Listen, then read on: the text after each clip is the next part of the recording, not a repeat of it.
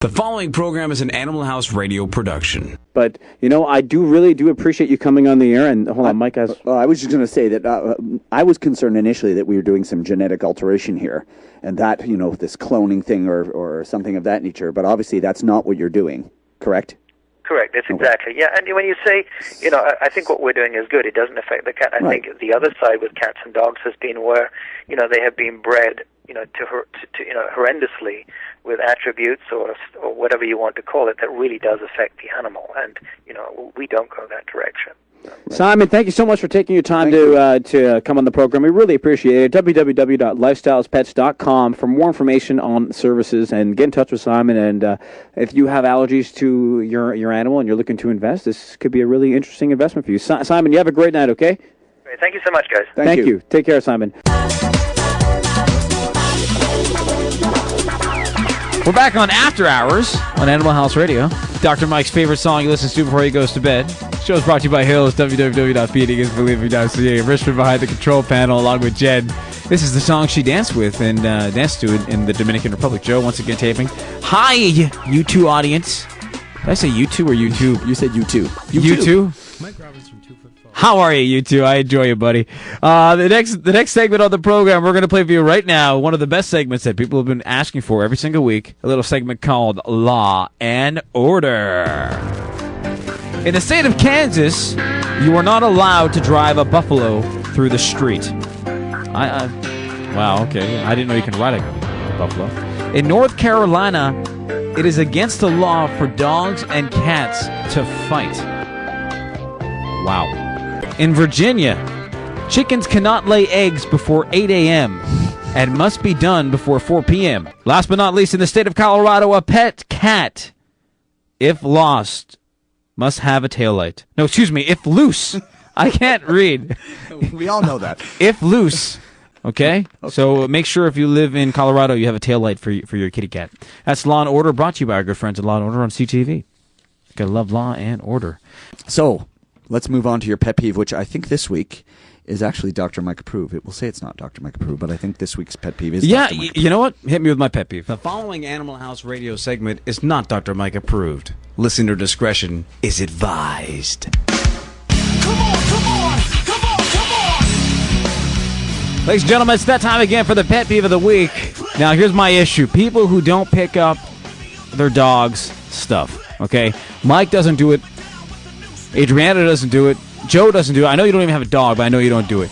Now, you know what? I'm sick and tired of getting the bad rap for this, because I take my dog, I walk on the side with Romeo, and people look at me as I'm committing a crime. And they're like giving you that dirty eye, like, oh, okay, he's doing his thing. And then they're like waiting for, and what I do is he does his thing, and I look around, side to side. And then when someone puts their head up, then I take the bag out and pick it up.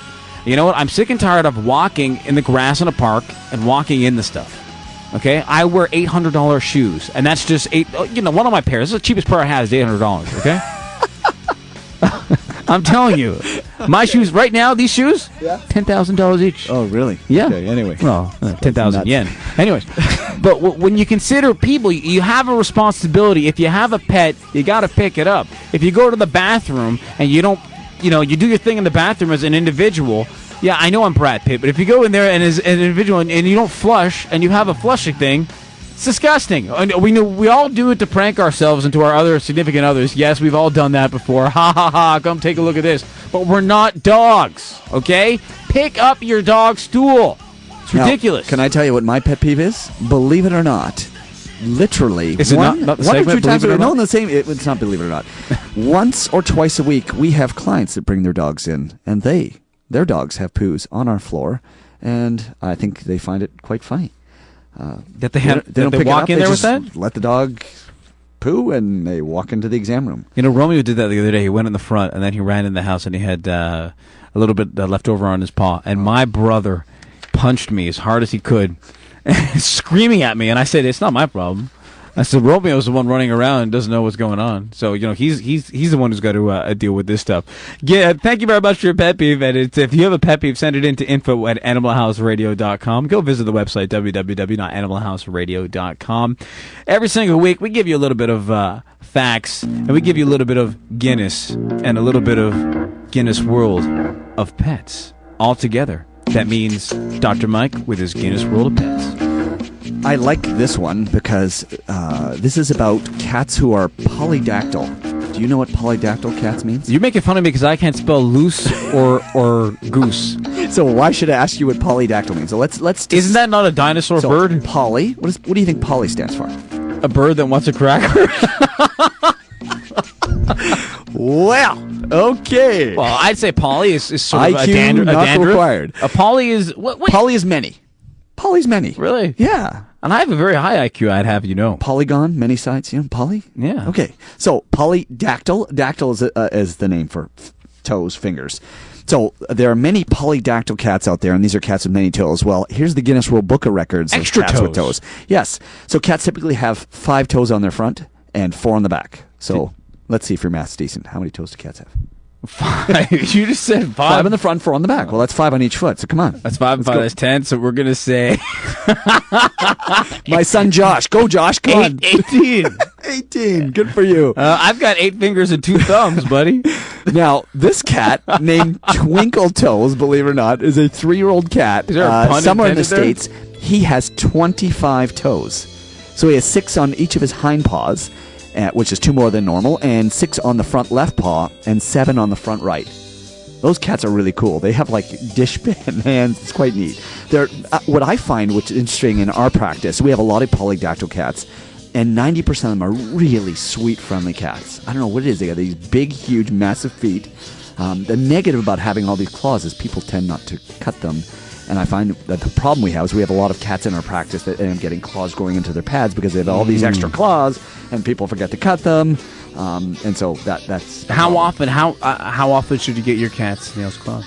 Theoretically, Cut, people excuse should cut their cat's nails every 2 to 3 months, like minimum. That would be minimum. But, you know, frustrating thing for me is I see so many times where they come in, their claws are going right into their pads, and you know, that really hurts. So it's preventing injury by spending $20 or something like that. yeah, To get or do your- it yourself. I mean, Yeah. you know, I always say to my clients, bring your cat and we'll show you how to do it. It's not too difficult. The problem is people wait till they're 2 or 3 years of age before they cut their claws for their very first time. And I try to tell people, you know, if all of a sudden you take your 7-year-old child and clip their toenails for the very first time at 7, they're not going to be too happy about it. But if you do it a lot when they're children, you had that problem, didn't you? No? Okay. What? Nothing. We'll move on. You're the one who's been making fun of me because I can't know what pterodactyl is. Polydactyl. Whatever. Okay. Polydactyl. It means many things. Many. You got to stop making fun of me. All right, so we got a few minutes left. Let's go and talk about this thing we were talking about with this gentleman breeding cats. Okay, so let's okay. talk No, about no. it for a He second. said it. He said when I asked him what the equivalent would be if he had to use a human version of it, what the equivalent would be, and he said it would be natural selection. Right. And my argument to that is listen. I'll say one thing. I agree that what they're doing is a good thing for Right. people who are allergic to cats. Right. Right. Agreed. And he believes in that. That's fine. But what I'm saying is, if you were to take that argument and what their philosophy is to basically get one genetic trait and continue it, and then apply that to humans. So basically, one person Well, can give me say, an example. I mean, okay, an example is I'm having a kid, and I want to say, I want my child to be, let's say, I want him to be 6'9", so he can be a basketball player and, Right. and a good athletic build. So what they would do is they would go find a whole flock and a whole breed of Flock of humans. a flock of humans. Why not? Listen, I'm trying to make an argument here. Yeah. Okay, They could go to the flockers. Meet the flock. listen. Sorry. You know what? They'll go out there in the. You know what? I'm trying to make an argument over here. No, go ahead. I'll shut up. Go ahead. Okay, thank you, Richmond. Now, my point is that you go out there and you get 100 or 200 tall people, Right. who fit that criteria, breed and then you breed them for years and years and years and years and years. And Richmond's flying away right now as a part of a flock, and you breed them. And what you've done is you've created natural selection for people who want to have large children. But I agree with you on that one, because 5'9", 5'11", whatever height, that's not for the betterment of mankind. Whereas in this situation, all they're doing is they're taking cats that have the trait or the gene that doesn't cause allergic reaction. Thanks so much for joining us, everyone. It's been a great show. Mike is going to get fined $1,000 every time he says wonderful.